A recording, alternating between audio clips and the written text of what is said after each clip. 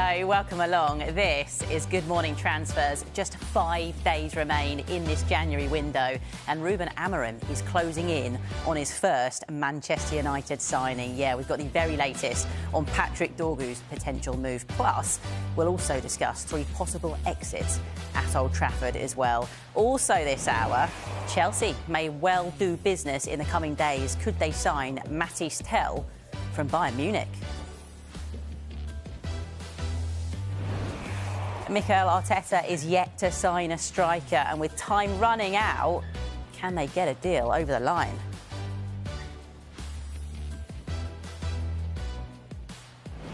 Could Aston Villa striker John Duran leave the club? We'll react to reports linking him with Al Nassr this hour. And Evan Ferguson has sparked interest from clubs in the Premier League and across Europe. So who could sign him?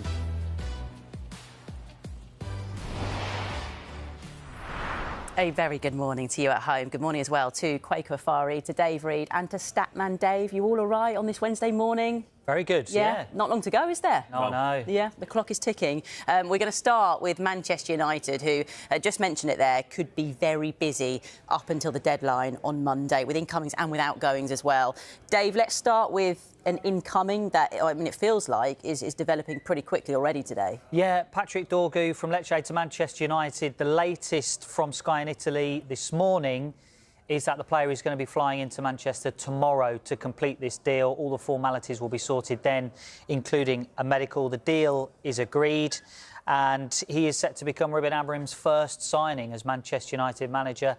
The package, the total package we're hearing is close to £30 million. So it feels like this one is going to be done sooner rather than later. He'll be flying in tomorrow. Done sooner rather than later. Feels like a real quality signing for United as well. It's really exciting. I think this is a player that Manchester United need from a tactical perspective. It's been an issue for United. That left-hand side has been a real problem. But we're not going to go into the stats now because we've got some stats later on in the show. So I won't yes, you're going to, we're going to have to hold little on. tease for you, Stay with us, basically. Let's talk about potential outgoings then. Marcus Rashford, Alejandro Garnacho and Casemiro, all 3 of their futures sort of uncertain at the moment. Dave, let's start with Rashford. Reports that he and Ruben Amorim aren't actually even on speaking terms now. The reports in The Guardian, I think it was yesterday, saying that Amorim is only really speaking to him when he's actually kind of addressing the squad as a whole. How does this end then, come Monday? Yeah, I mean, what I would say is that it's not unusual for managers not to have close relationships with players. You know, you hear that a lot of the time at different Premier League clubs and football clubs in general, you know, it's not like managers are sat round the lunch table with the players chatting about everything. So, and the fact is actually that Marcus Rashford is totally out of the first team picture. So you would have an expectation that contact and communication is minimal, if any, with the manager. But you do feel like the comments after the Fulham game were a bit of a line in the sand for Marcus Rashford and the manager. And this month didn't start out like the Jadon Sancho situation with Erik ten Hag, where there was a clear fallout between head coach and player. But the closer we're getting towards the deadline, it does feel like things are a bit frayed between the pair. I mean, essentially, he said he'd rather pretty much have a pensioner on the bench than Marcus Rashford. I mean, that's not great to hear, is it, from a player's point of view? But as we get closer to the deadline on Monday, something's going to have to switch, because if he leaves, that solves a bit of an issue and a problem for Manchester United. If he stays, which at this stage is the most likely scenario, there's going to have to be some form of reconciliation, you would think. So to get him back into the squad for sure. On Garnacho then, Kwaku, this week we've heard that Napoli have sort of are set to resume talks with Manchester United. We know there's interest from Chelsea there as well.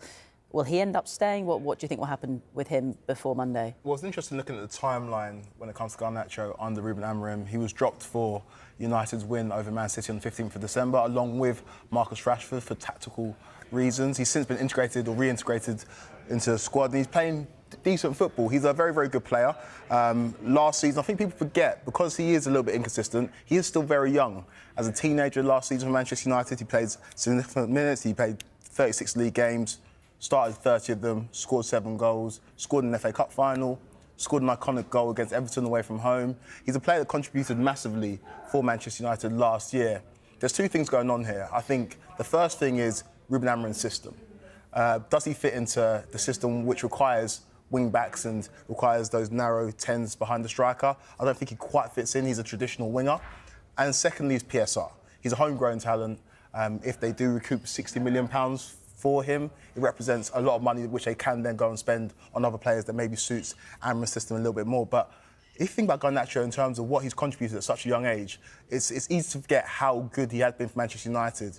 Granted, he hasn't played the same style or same level football this season for United, but in a world that PSR didn't exist, I don't think they'd be entertaining selling Garnacho. But as things currently stand, he's one of their only sellable assets, so wouldn't be surprised to see him make a move in this window. Worth pointing out, Manchester United have got themselves into this position because of their own past mistakes in the transfer market, overpaying for players who haven't been good enough at Manchester United.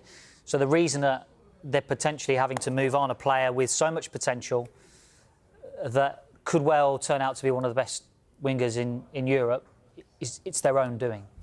Onto a player who's maybe at this sort of other end of his career, really, in Casemiro. We've heard this week that Roma want to sign him on loan until the end of the season. Does that sort of make sense for you? Because I know he'd been linked with clubs in Saudi at the beginning of the window. 100%. I think with Serie A, it's a little bit slower. Casemiro's big problem in the Premier League has been the transition. It's been tackling dribblers has been a key thing in terms of statistics. It's dropped off a bit. His rate in the Premier League is around 50% win rate. His first season was 14, that 51, 52 in the second season. If we look at Nemanja Matic, that's a great example. Another ageing midfielder, great on the ball, but struggled in the Premier League at the end of his career with tackling dribblers. His win rate was around 48%. That shot up to 58% when he moved to Serie A. In terms of Europe's top 5 leagues, it's the lowest league in terms of dribbles per game. So it's a situation that would suit Casemiro. It's a little bit of a slower league. He can use the experience. The system and setup will probably be a little bit better for him as well in terms of, you know, a bit more defensive-minded as well, not Manchester United having to dominate all the time. So it works for me, and it would work for Manchester United. As long as it works for you. That's all we've got to care about. How much is it to do with Amorim's system? Again, he plays 2 midfielders.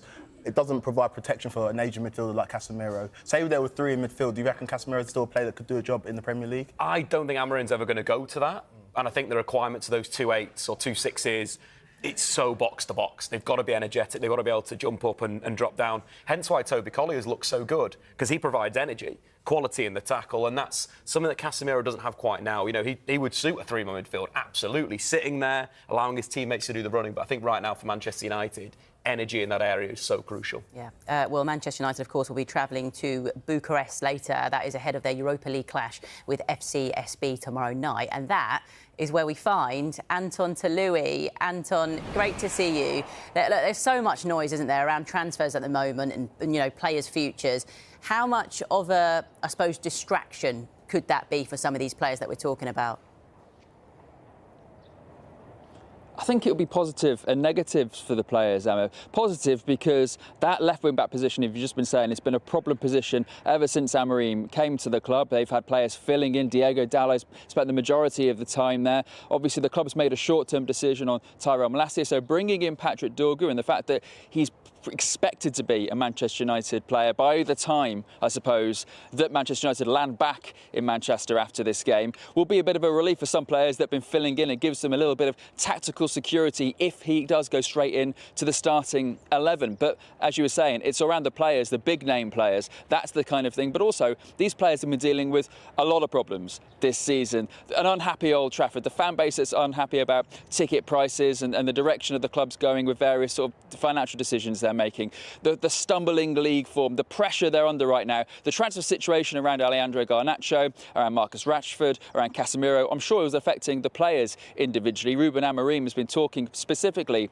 about Garnacho, saying, look, he's trying really hard. He's trying really hard in training to show that he can fit into our system. He's trying really hard on the pitch, and you can see sometimes he's trying too hard and he just needs a bit of luck in front of goal. So there is pressure on that front. So yeah, I think the fact that, you know, these players are being linked with different clubs day in, day out, and they've still got, what, just under a week to find out what's going to happen, and it doesn't look like there's going to be any kind of resolution in the next day or two, is probably having a little bit of effect. But the fact that they are seeing a little bit of green shoots now with pay player coming in, and if they do manage to get Marcus Rashford and Casemiro off the wage bill, potentially that means they might be able to do a little bit more business and maybe try and get players that fit into this much fabled new system. Maybe a sense of relief if players are coming in. Yeah, I guess they'll have to do that soon, though, won't they? Anton, a big game tomorrow. It feels like every game at the moment for United is big, but what is at stake? It's a really interesting one, this, isn't it? Because Manchester United are guaranteed to sort of qualify from the league stage of the Europa League. However, obviously, the top 8 managed to go through to the sort of last 16 and they avoid the playoff round. Manchester United are currently in the top 8. A point will probably be enough. It doesn't necessarily guarantee them. A win will guarantee them into that. And the important thing is that Manchester United won't necessarily mind about playing an extra 2 games in terms of they expect to win those games and go through. They're the favourites to some bookmakers for this competition. But the fact of the matter is, Ruben Amorim, quite simply, wants more time on the training pitch with these players. He's talked about it in pretty much every single press conference. The schedule, the number of games they're playing, the fact they're playing twice a week, sometimes 3 times a week at the moment, means he's really struggled to imprint his vision on the team so far. So if he can have a couple of freer weeks in the build-up to their Europa League knockout stages, that is what they want. That's what they're playing for. But FCSB, that's a mouthful to say, isn't it? I've got to say that a lot over the next couple of days. They've got a lot to play for as well with this one. It'll be a sellout stadium here, the National Stadium. It's going to be an interesting one. They want to finish in the top 8 as well. They are formidable at home. It's going to be a hostile environment when Manchester United get here tomorrow night. Manchester United land here later this afternoon, and we will hear from the head coach, Ruben Amorim, at around 7 o'clock your time later. Yeah, looking forward to that. Anton, brilliant stuff. Thank you for the insight, and we'll chat to you again soon. Right, let's get now to our transfer to keep an eye on in our one to watch, and that player today is Evan Ferguson. Dave, this is a really sort of intriguing situation. He's a player we've been talking about for most of the window, and it feels like it, doesn't it? Things might be developing as we head towards deadline day. The latest understanding is that Brighton will allow Evan Ferguson to leave, possibly permanently. All we've been talking about so far is a loan move, but it now seems that Brighton are open to allowing him to leave permanently. All depends on the fee that they're able to get for the player. And important to point out that as it stands, it feels like a loan is probably the most likely outcome for the player. Bayer Leverkusen in Germany are the club that are at the front of the queue at the moment to sign Ferguson, possibly on a permanent, possibly on a loan deal as well. Intriguingly, we're told that Brighton have already rejected an offer this month from a Premier League club, so there's obviously things going on in the background there. And important actually as well to mention around Leverkusen, lots of stories going on around Victor Boniface at Leverkusen moving to Saudi Arabia in a £50 million deal. It seems like a club-to-club agreement is there, and now they're just deciding whether to push forward with the player or whether to look at alternative targets. I think we're going to talk more about that later in the show. But if that does happen for Boniface, then Leverkusen do have a gap up front that they would need to fill. Right, Evan Ferguson then our one to watch on this Wednesday morning. Right, let's talk a little bit about Chelsea now, who, look, could have a big say in this window. Looks like they might be active. Chelsea expected to resume talks after Mathys Tel made the decision that he wants to leave Bayern Munich. Kwaku, it sounds like it's not just Chelsea, but a number of clubs interested in him. Does Chelsea make sense? He's a very talented youngster, and he's played the majority of his career at Bayern Munich out wide, but I see him long-term more as a man to play down the middle. He thrived last season under Thomas Tuchel, scored 7 goals, 5 assists, and only 6 starts in the Bundesliga. Was rewarded with a new contract in March that took him up to 2029. Unfortunately, with the change of manager, company coming in and replacing Tuchel, and Michael Olise arriving from Crystal Palace, he's a player that has struggled for game time this season, only started 2 league games. He's a player that needs to be playing matches. He's very, very talented. He's got all the ability in the world. If you look at Chelsea's wide options, though, Jadon Sancho, Pedro Neto, Tyreek George has just broken into the team. He's a youngster that's very, very exciting. Noni Madueke's scoring goals as of late. So it's not necessarily a position of need for Chelsea, but he'd definitely be a great addition. And if you look at the small sample size that we do have of Mathys Tel, he's got those finishing instincts. And as good as Nicholas Jackson has been this season, he lacks that decisiveness in the final third. And I think Tel as a long-term option down the middle for Chelsea would be very exciting. Whether the deal can get done before the end of the window remains to be seen, because he's a youngster that, like I said, signed a new contract. It's going to be a very expensive deal. But but Chelsea are very opportunistic when it comes to transfers. And when they spot an opportunity, they do normally strike. So one to keep an eye on, and I think it's a very, very talented player. When you were mentioning their options there, Chelsea's, I mean, you didn't mention Nkunku. Do you feel like there could be almost a domino effect? He's a player that warrants minutes, right? He was very highly thought of when Chelsea signed him, struggled with injuries last year. This season, when given game time, he has scored goals, 13 goals in 28 appearances in all competitions. Granted, the majority of those goals have come in the Conference League.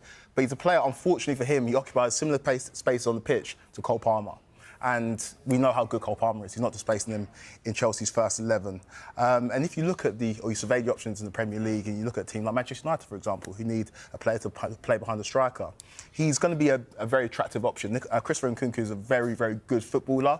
And like I say, he warrants minutes, but at Chelsea it's been a struggle. And where he's not viewed as an out-and-out striker, in this Maresca system, I struggle to see where he fits in. I think that's the interesting side. When he was at Leipzig and he was playing his best football from a goal-scoring perspective, played pretty much in a narrow three with a three-at-the-back system. So there was players in close proximity that he could play off. His finishing was very, very good in that season. If you rewind a few years previous to that, he was one of the top assisters in Europe. So the quality is definitely there, but the problems have been injuries in recent years at Leipzig, then at Chelsea. He's got to play football, I think, at this time. 27 years old. I think we forget he's still reasonably young for a striker.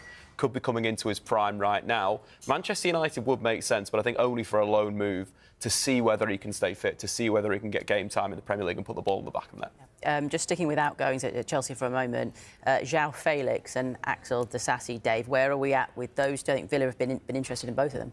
Yeah, Villa interested in both of those players. Our understanding is that talks have been held about a deal for both of those players. The interesting thing is that one of those would have to be a permanent if Villa were going to do it, because you can't loan two players in the Premier League from the same club. So the initial thought was that Disasi might be a loan, and now it feels like maybe there's something to be done around João Felix, and there's other clubs that have been looking at him. AC Milan have been looking at João Felix in this transfer window. So from Chelsea's point of view, what we've been told consistently throughout the window is that they don't want to sell anyone in this transfer window. So it would take would take a switch of position, I think, from Chelsea in order to do a deal. But the fact is that, like Nkunku, João Felix isn't getting the minutes that he would desire either. And they've almost had two teams, Conference League and Premier League. And let's face it, those players in the Conference League team are too good for the Conference League team. So this problem was always coming down the track for Chelsea in terms of they've got a big squad, significant size squad, and the players aren't getting the minutes that they would want in the Premier League and in the first team. Maybe it would be different if Chelsea were already in the Champions League and there was some rotation there. But the fact that they're not means that this problem was always coming for them. So yeah, it'd be interesting to see what happens in the final couple of days for João Felix and Axel Disasi. Could be busy. Could be busy at Chelsea. Right, just a quick update to bring you, because we spoke about Manchester United a moment ago, but Patrick Dorgu and his move to Old Trafford is edging ever closer. We're told now that the left-back is flying to Manchester today ahead of completing that move from Lecce. So any more updates, we will, of course, bring you them here on Sky Sports News, but loads still to come. We're going to bring you the transfer roundup, plus we'll be discussing all things Arsenal. Will they sign a striker?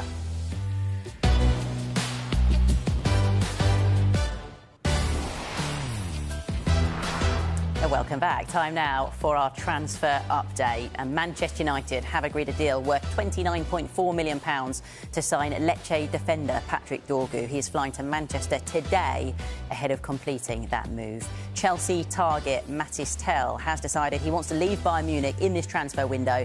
That is according to Sky in Germany. Brighton are now open to permanent offers for their striker Evan Ferguson in this transfer window. Bayer Leverkusen are leading the chase to sign him. That is amid interest from a number of Premier League clubs.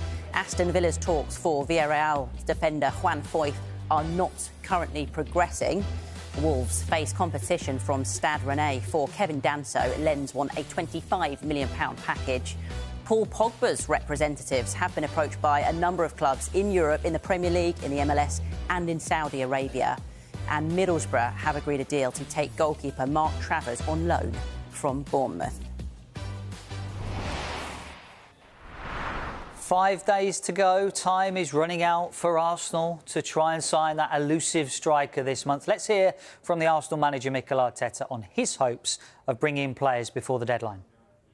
Well, there are situations open, and I always say the same, you know, that if we can improve the squad with players that can impact us for now, for the future, we will try to do that if it's the best thing for the club, and I stand on that. Arteta has previously said that it is clear they need reinforcements, and ideally they would get a striker in this window. We talked a little bit earlier about Evan Ferguson in the show. If he is available, potentially on a permanent we're talking about now, is he someone that Arsenal should be interested in? Yeah, people forget how young Evan Ferguson still is. 20 years old. Of course, this season he struggled in terms of form and injuries, but last season as a teenager he scored 6 Premier League goals. We all remember that memorable hat-trick against Newcastle. He's a player that, because he is so young and he does use his physicality, that does take time for strikers in that mould. But if you put that into context, like I say, he's 20 years old. Victor Gyökeres, who's now the hottest property in Europe, when he was 21 years old, he was coming off the bench for a Swansea side that were in the Championship, of course, ironically, on loan from Brighton. So Evan Ferguson's a player that does fit the mould in terms of an out-and-out number 9, but Arsenal, more than any other team in the Premier League, are in win-now mode. And so for a player that is young, that needs time to develop, if he doesn't hit the ground running, if Arsenal were to bring him in, then I don't think it would be the best for his personal development. I think when you're looking at Ferguson, you mentioned that the goals as a teenager. If you go back to the 22-23 season, he was a top goal-scoring teenager in the Premier League. But that's quite a while ago, and I suppose the development for his next step has got to be that game time. But we know that Arteta's worked well with some really good attackers. You know, think the effect of Raheem Sterling when he was at Manchester City as an assistant manager. Then you think, obviously, Bukayo Saka, Martinelli, even Kai Havertz. You know, as much as there's headers that he misses, especially in recent weeks, he's developed as a footballer. So for Ferguson, it would be a good opportunity to work with one of the best coaches in the Premier League. What about Arsenal previous January windows? Sometimes they spend, sometimes they don't. What, can we read anything into that? I think, obviously, Aubameyang's the one that jumps out to everyone, but that was a pre-Arteta signing. In a sense, you're thinking Trossard and Jorginho are the two players that were bought for a cut price that really affected the season. Trossard was directly involved in over a goal a game towards the end of the season from that January move. And Jorginho played a lot of football. I think it was 14 out of the 19 games. Those were good signings in a sense of Trossard kind of fell out with Brighton. The move was reasonably cheap, whereas Jorginho's contract was expiring. There doesn't appear to be any moves that Arsenal could make right now. Someone we spoke about last week would be Jonathan David. But it actually makes more sense now for Arsenal, maybe if they wanted to get someone like Jonathan David, sign him on a free transfer in the summer. So that's the position that Arsenal in right now. Of course, Mamouche should have been the perfect one. We saw at the weekend his impact from deep, his ability to attack the space. That's the perfect guy for them in terms of Kai Havertz, the partnership. He went to Manchester City.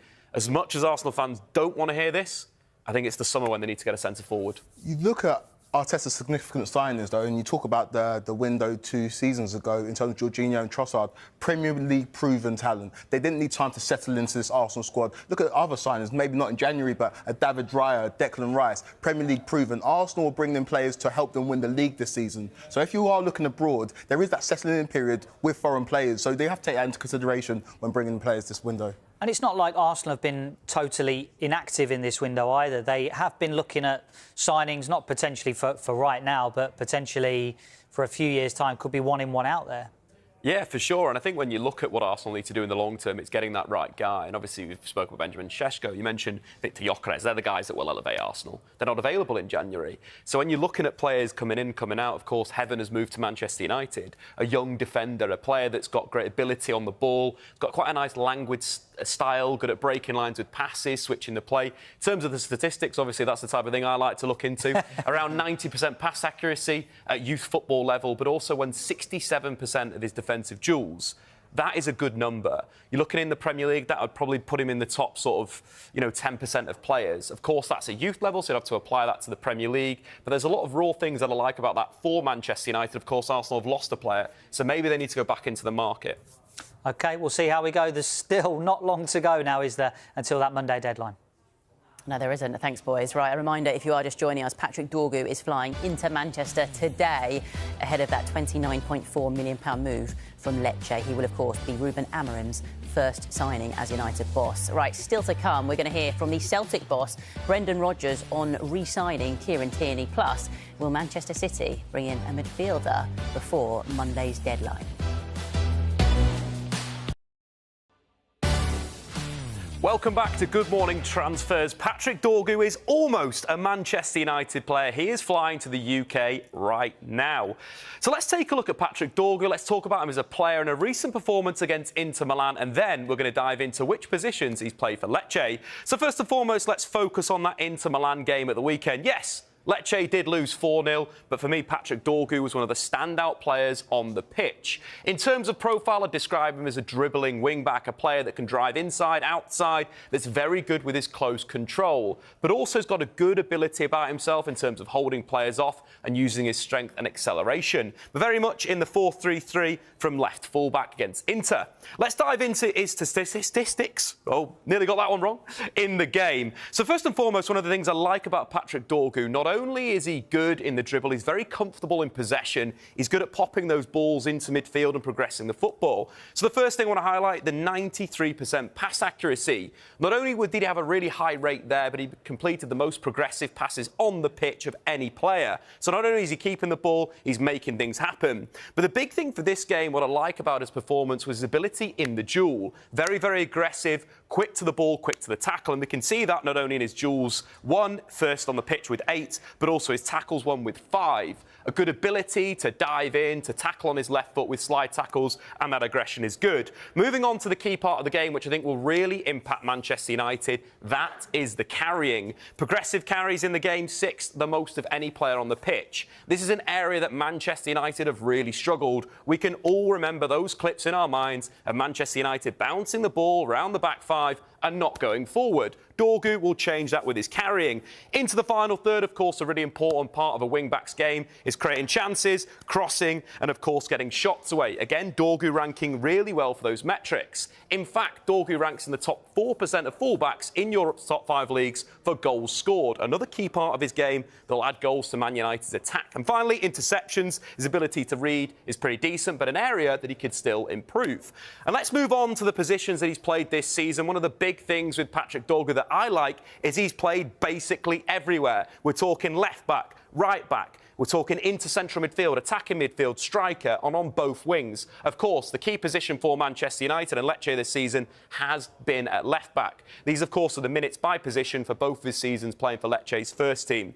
In terms of that, what I like about that is you think Manchester United's system and setup. Yes, it's a back 5, but Dorgu could play on both wings, on both fullback positions, and a position that I believe he could play as well is that outside centre-back role. As I mentioned, very comfortable in possession at carrying out and passing into midfield. If United want to go for the jugular and want to attack, you could see someone like Alejandro Garnacho playing left wing-back with Dorgu as that wide centre-back in a back 3. I love his profile. I think he's a player of massive, massive talent and still just 20 years old. But that's enough about Patrick Dorgu. Back to you guys in the studio. You are actually in the studio, by the way. You're literally just over there. Dave, thank you. Right, Brendan Rodgers has confirmed that Kieran Tierney will rejoin Celtic in the summer. The club are also, though, trying to sign him on loan now for the remainder of the season. Tierney is, of course, a Celtic Academy graduate and was with them until he joined Arsenal in 2019. He's still, at this moment, still an Arsenal player. So I think we're agreed that that will definitely take place in the summer. If we can do it beforehand, then great. I don't want to speak too much on it, with the greatest respect, because he's not a Celtic player here now with us. But if we were able to do it, of course, we would like to do that. But that's out of our control at this moment in time. Right, time now to take a quick look at some of the stories making the back pages today. We're going to start with The Athletic, who are saying this morning that Al Nassr are set to decide between a deal for Victor Boniface or John Duran. Dave, I'll come to you for this, because Villa fans will certainly be hoping it is not John Duran that they're coming for. Yeah, definitely not. And Villa's position is they don't want to sell John Duran. There is just almost seems to be constant noise around the player, which feels like it almost destabilises his position at Aston Villa. Because he's on the bench a lot of the time, though, right? Absolutely. Well, yeah, and the fact is that he's reaching a level now where he doesn't want to be, and rightly so, a rotation option. And when Ollie Watkins is starting ahead of you, that means there's always going to be a question about why isn't John Duran starting ahead of Ollie Watkins, or why can't you play both of them together? And that has been a consistent theme when Unai Emery has spoken to the media. So that is another thing that is kind of added on top of the cake, if you like, with John Duran when it comes to potential sales. But Villa don't want to sell him. Chelsea were interested in him last summer. Villa have already had an offer from West Ham in this transfer window. And now the Saudi links are returning as we head towards deadline day. Could be one to watch. Villa's position is they don't want to sell. But if a stupid offer comes in, every player's available. Right, let's move on to the Daily Telegraph, who are saying today that Al Hilal are emerging as the most likely destination for Mo Salah should he decide to leave Liverpool. Al Hilal, of course, looking for a high-profile signing after they lost Neymar. What do you make of that? The links with Mo Salah and Saudi Arabia are never going to go away. He's the most high-profile Muslim footballer in the world, and he's still in his prime, which is crazy to say for a player that's been at the highest level for a long, long time. In his 30s, leads the Premier League in goals with 19, leads the Premier League in assists, is probably having the season of his career this season, and he's a player that will have so many options come the summer. Nothing's going to happen in January. Liverpool are top of the Premier League, they're top of the Champions League group as well. They could potentially win 4 trophies this season. But with Al Hilal cancelling the contract of Neymar, who's now returning to Santos, they've got room for a superstar. Mo Salah is certainly a superstar. So it's definitely one to watch for the summer, but for January, this move's not happening. He is a superstar, isn't he? And he's still delivering. Quake, you touched on it there in terms of stats. It is ridiculous. I think this could be his best ever season. He's already been directly involved in 39 goals in all competitions. If he continues this rate, it'll be his best ever. And that's a player that's continually evolving. And I think this season we're seeing the creativity explode, we're seeing the goals explode. And when you look at his numbers, he is the perfect player in the Premier League. Liverpool would be crazy to not offer him a new contract right now just because of the level that he's playing at. Right, let's talk Manchester City now then, who have, of course, they've been busy, haven't they? Made 3 signings this month. They've brought in centre-backs Abdulkadir Kusanov and Vita Hayes, as well as forward Omar Mamouche. But are they looking to bring in a midfielder to fill the void of Rodri? They have, of course, been without the Ballon d'Or winner since September. Every position is important. They perform well, and of course, we have replaced this time already with the 2 players. They are not proper holding midfielders for many reasons, but we'll see in the future what they have to do. Yeah, we will see. Not long to go, though, is there? They've had a real busy month so far. We've spoken about it so much on these transfer shows, but they could still sign another maybe defensive midfielder and another fullback before that deadline. We know there's interest in Cambiasso, in Edison as well from Atalanta, and Douglas Luiz. Talk to us a bit more about Cambiasso. Why are they so interested in signing him? If you want to get someone that's very similar to Joao Cancelo, this is the guy. He's so comfortable on both feet. He's supposed to be right-footed, but he plays with his left foot so well. He's played inverted on both sides, played on the wide area on both sides. I think if you look at Manchester City's shape against Chelsea this weekend, both fullbacks were super high. The wingers were inside. It was almost like Jurgen Klopp's Liverpool in that respect. Cambiasso would be perfect to play either left-back or right-back in that system. You know, Josko Gvardiol was directly involved in 3 shots in the game. His expected goals was over 1. He is a defender. He probably should have scored twice. Obviously, grabbed himself 1 goal. So having Cambiasso to be that guy in the final third to play a similar role as Joao Cancelo for Pep Guardiola, it gives them that flexibility, and the need for a midfielder is far reduced there. I do like Edison, though. I think he's going to be a Premier League player at some times. You know, watching him this week against Como, the strength, the ability to win the ball back. He's Brazilian, he's got the feet, the footwork, but he's very much like an English box-to-box midfielder, can do all those kind of things that you want a player like that to do. He'll be in the Premier League, maybe for Man City, maybe for not, but I think Cambiasso should be their number 1 in January, if not the summer. Right. Cambiasso is an exciting one, just really quickly, because Man City have tended, or Pep Guardiola has tended to bring in defenders that traditionally are viewed as centre-backs and then play them out wide. We remember Josko Gvardiol at the World Cup. He was one of the best centre-backs at the World Cup, and he came to Man City and all of a sudden this attacking force. And Carl Walker's obviously departed the club. Man City, at their best, I think, have full-backs that are traditional full-backs that get forward and also can invert. And I think Cambiasso has shown that he's a player that can definitely add to that arsenal. Just going to break away from Manchester City for just a moment, and actually comes off the back of the story that we were just talking a moment about involving John Duran. It is now our understanding that Al Nassr do want to sign either Duran or Victor Boniface. The Saudi Arabian club have held talks over both strikers, but will only sign one of them, with a decision expected soon. Now, this is the important part as well. Sky Germany are reporting that Al Nassr have made a £58.6 million offer to Aston Villa for John Duran. What do you make of that? Because you were saying it might come down to the fact it's about money and about the fee. I think if they've made that level of offer, I think it's going to get left on 2 blue ticks. Because that's nowhere near.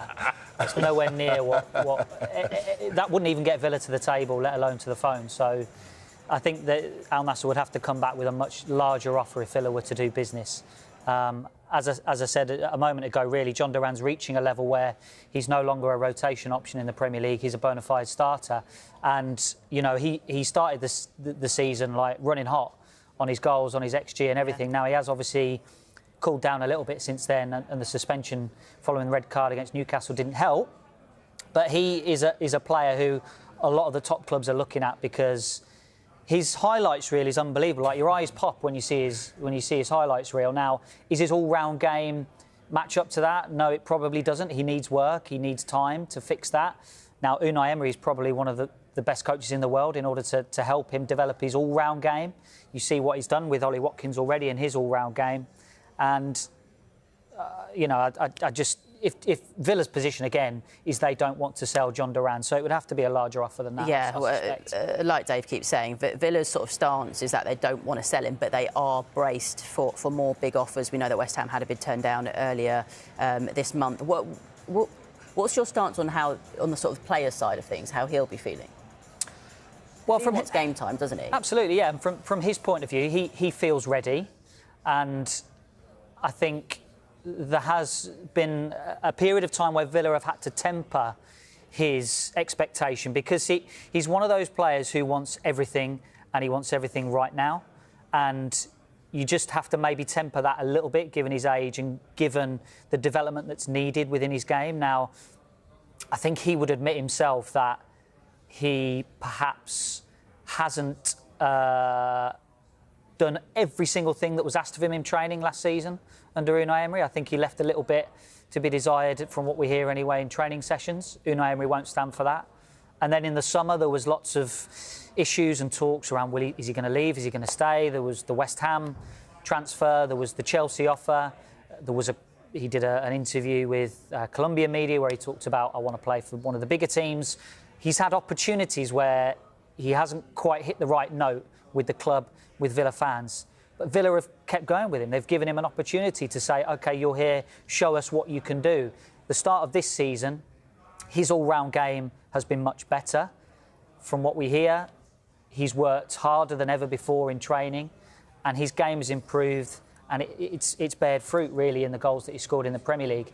From his point of view, he wants to be number one. He does want to be number one, and the way that young players develop is playing consistently week in, week out. And Unai Emery showed us that there's a reluctance to play both Duran and Watkins together, and that could prove problematic because Watkins, I believe, is the clear number one option in that position. And if Duran's not getting regular football, then it's understandable, like you mentioned, he's a player that wants it all and wants it right now. If there's options on the table to go and play regular football and develop as a player, then I can understand why the players would want to take that option. Is it reluctance, or is it the fact that it sort of just doesn't work when they have started together?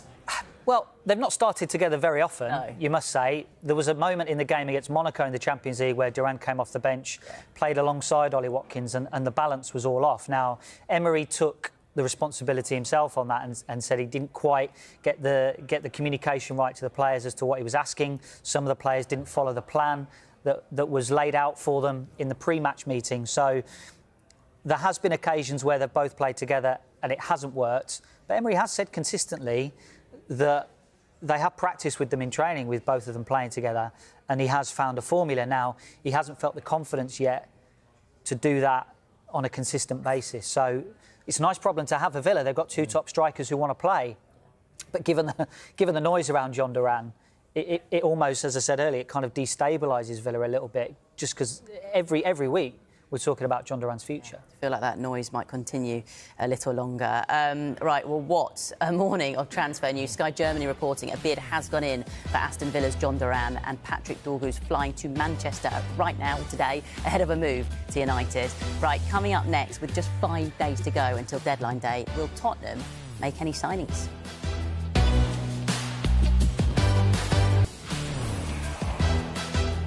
Welcome back to Good Morning Transfers. It is that time of the day where we take you back in time. On this Wednesday, we are taking you back to 2021. West Ham signed Jesse Lingard from Manchester United on loan. Had played just 3 times for United that season, and Ole Gunnar Solskjaer, who was managing United at the time, said he wanted the 28-year-old to return revitalised. Well, he certainly impressed, didn't he, on that loan? 9 goals, 5 assists in 16 matches, and he even fought his way back into Gareth Southgate's England setup as a result as well. So just shows you what a loan move can do. Right, a little reminder of the breaking news that we brought you in the last 5 minutes. According to Sky Germany, Al Nassr have made a £58.6 million bid to Aston Villa for their striker John Duran. Villa do not want to sell him, but are braced for more big offers. West Ham, of course, had a bid turned down earlier this month for the striker. Al Nassr will make a decision on whether to sign him or Bayer Leverkusen's